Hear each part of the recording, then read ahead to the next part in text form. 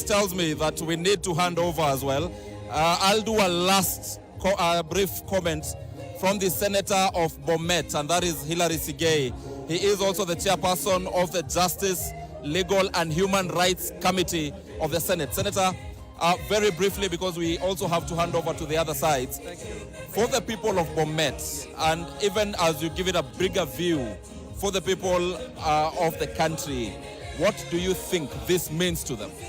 Thank you. First of all, it means the democracy in Kenya has matured and that we are opening a new page in terms of governance, in terms of leadership, in terms of bringing the people of Kenya together as one people. It's a great day, and it has confirmed that the systems of governance in the country, starting all the way from the National Assembly to the Senate and judiciary, have spoken in one accord, and they've said it's time to open a new page, to move on and build a united Kenya. We look forward to a greater Kenya. I have a question that I have to ask you. As the chairperson of the Justice, Legal Affairs and Human Rights Committee in the Senate, many Kenyans are saying that the speed at which this entire process went is alarming, that they have not seen such speed in what they call Mwananchi-centered agenda. How do you respond to this? I mean, looking at what happened last evening, 4 Record Gazette notices in very few minutes. How do you respond to this, especially chairing the critical Justice Committee in the Senate? Thank you. One of the things that I must comment about the governance and the administrative structure of the government is that there is efficiency. That one we cannot lie. Number 2, the law, the constitution that guides the whole of this process do not have a limited timeline.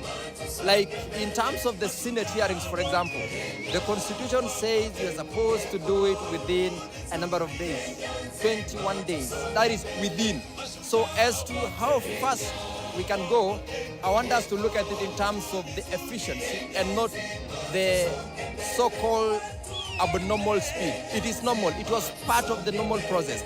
And for one reason that the judiciary spoke about yesterday, the reason is that the office of the deputy president is a bit away from the presidency. We can never allow it to be vacant for unreasonably long period of time. That is one of the reasons why we were pushing in the National Assembly. The Senate and the judiciary has done the same thing, confirming that it's a very critical position, because in the absence of the president, the deputy president is the person running the country. The public interest became key, and that is the direction we took. The public interest aspect became key. Thank you very much, Hilary Sigei, Senator Bomet County, as well as chairperson of the Justice Legal Affairs Committee. It has clocked 10 a.m. already, or it is few seconds to 10 a.m. And that is what the Constitution envisages as the perfect time, between now and 2 p.m. for the Deputy President designate, Professor Abraham Kithure Kindiki, to take his oath of office. And in the next few minutes, he will be walking from the KICC building to take his position. We shall also see that entourage by the head of state, President William Ruto, coming in here. And Professor Kithure Kindiki will take his oath of office, after which he officially becomes the 3rd Deputy President. Like Mushiri said, he moves his office from Harambee House at the Ministry of Interior to right opposite to Harambee Annex, where he will sit as the country's second in command. He will also experience some bit of changes in terms of even the security around him, because from this point, he will be under the protection of the presidential escort unit. That is the unit that will be responsible for his security, and everything that he will be doing from this point moves on or completely changes from that of a mere cabinet secretary to that of a deputy president. Such significant changes happening, and according to the people I've spoken to, they are exuding confidence that indeed this is a new dawn for the country, that this means that the country.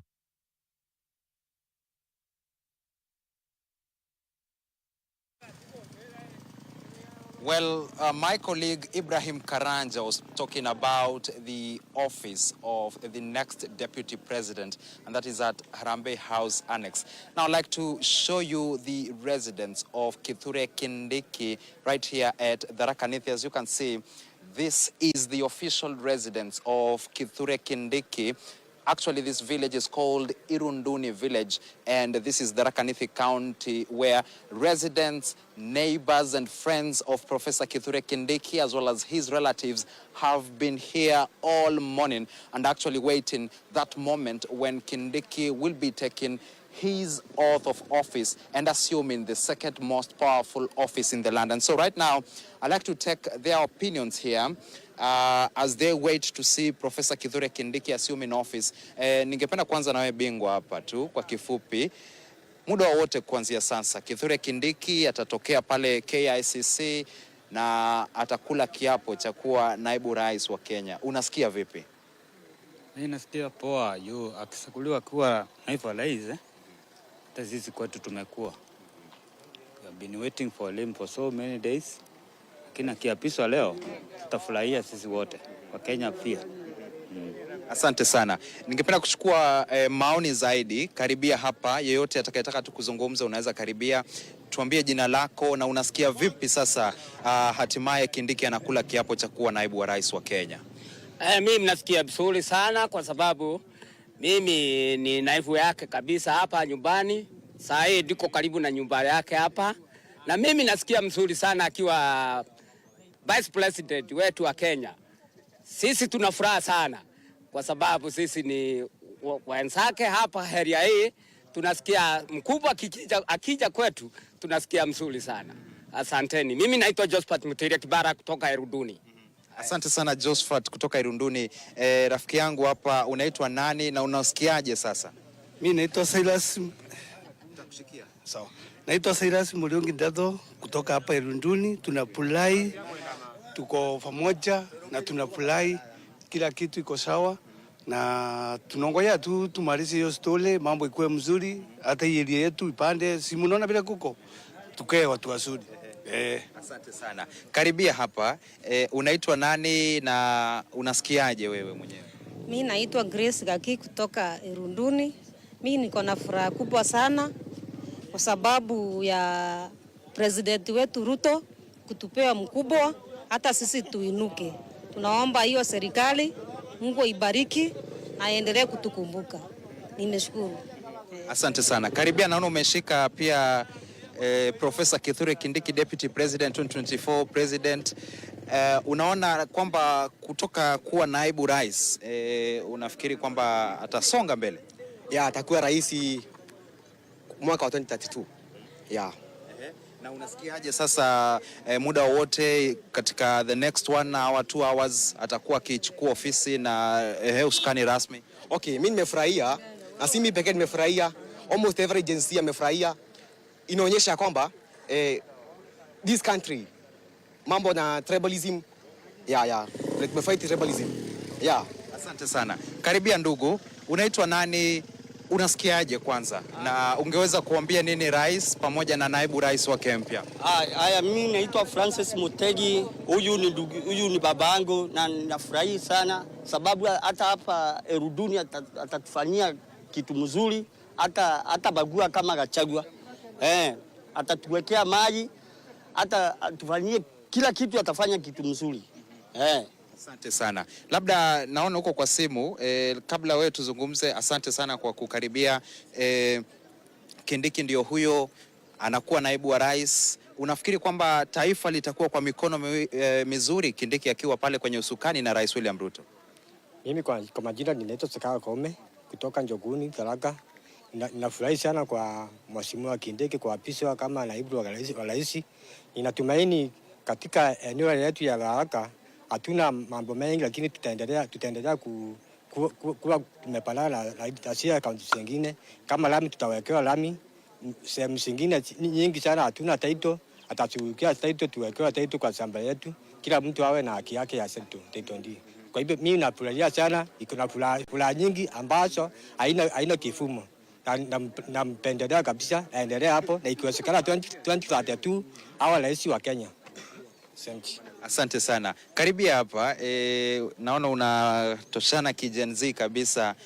Ujumbe wako ni upi kwa Professor Kithure Kindiki, naibu rais mpya wa Kenya, haswa baada yake kuapishwa leo, na pia kwa serikali? Kwangu mimi naitwa Kenneth.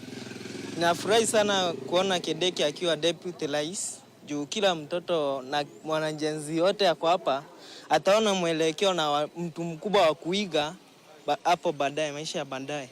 So tunashukuru juu kila mtu akisoma atakuwa na mwelekeo wa kutaka pia yeye akue mali kama huyo Kindiki yako, na tena tutapata vitu muhimu sana huku na vya dhamana juu kuwa tuko na deputy rais. So kila mtu ayupo amefurahi. Asante sana. Kuna just a few more opinions and views from residents here and neighbors of Kindiki. Wakati wa 2022 tuliona Rais William Ruto karibu amteue Kindiki, akamteua Rigathi Gachagua. Mara hii tukaona amemteua, alikuwa apishwa labda majuma mawili aliyokuwa yamepita, hakuapishwa, ikakaa ni kama inamponyoka. Lakini sasa hatimaye tunaona pale KICC muda wote kutoka sasa ataapishwa. Unasikiaje? Mimi naitwa Sebastian. Kwa maoni yangu mimi naona iko sawa, tukiwa tumepata ushukani hii side ya Tharaka. Tunashukuru sisi kama wanajenzi na tunaona tuko na mwelekeo mzuri. Hii Kenya saa hizi kama ile masaa mbeleni, atuongelelei sana mambo na mfuko venye Gachagua alifanya, atuongelelei mambo na Mount Kenya venye alikuwa anasema mlima isiguzwe. Naona atafanya kazi mzuri na itaendelea poa. Kwa hiyo tu sisi kama vijana wenye tumesoma tu ile tu tungeomba kama Tharaka tuko nyuma sana. Sisi vijana waajiliwe, tupate kazi ndo tuendelee vizuri kama nchi zingine kama Kikuyu huko, Jaluo. Tuko mbele, kila mtu akimaliza ile kazi yao na inashukua kila kazi hata kama ni kazi gani inachukuliwa kwa dhamana sana. Si lazima ukue kwa serikali ndo ukue ile kazi uko nayo inafanywa vizuri, lakini ile kazi yote unaofanya ikichukuliwa kwa udhaminifu sana inakuwa mzuri na inakuwa strong kwa kila kitu. So tungeomba asikue mtu kwa kubagua ama kufanya anything. Acha tu akue socialism. Kila kitu akitaka kufanya tu kwanza na clarify, kumaliza hapa specify at final point akisimplify kila kitu itakuwa sawa. Asanteni. Asante sana. Naona umekaribia sana kuja hapa. Unafikiri Kindiki atamsaidia Rais William Ruto kufanya kazi vizuri? Kabisa. Kabisa, ni kijana yetu subabu na ni kijana ambaye tunamwenzi na tunampenda, ni kijana mchapakazi. Na tangu wakati alipewa kiti ya majority tumeona uelendi wake katika kazi. Ni mtu amechapa kazi. Na tunaomba hii nafasi kwa sababu sasa imekuja na hii barabara tumekuwa tukipigwa na vumbi. Tunaomba tu serikali tuangalie pia sisi tu feel hiyo warmth. Na pia kuna maeneo hapa na pale pia hakuna mwangaza. Sehemu zingine hapa unapata ni giza ikikuja hakuna stima. So tushughulikiwe na tuko na matarajio mingi sana na tuko na furaha kupata hiyo nafasi. There are tens of residents here and I would like to even to speak to others who haven't had an opportunity to get closer. Tuko na mzee hapa, labda ukigeuka hivi kidogo tunaweza ongea. Unaitwa nani na unamjua Kindiki vipi ile ambayo yeye ni mfanyikazi kabisa, abagui mtu yote atafanya kazi watachiendeana na njia ile ya ufaa kabisa ya kindandani kabisa. Kenya yote atafanyia kazi na njia mzuri. Asante. Asante sana. Well, we'll continue to speak to more residents here and neighbors of Kithure Kindiki. But as you have heard from them, they are saying that this is a man that they have known do even a better job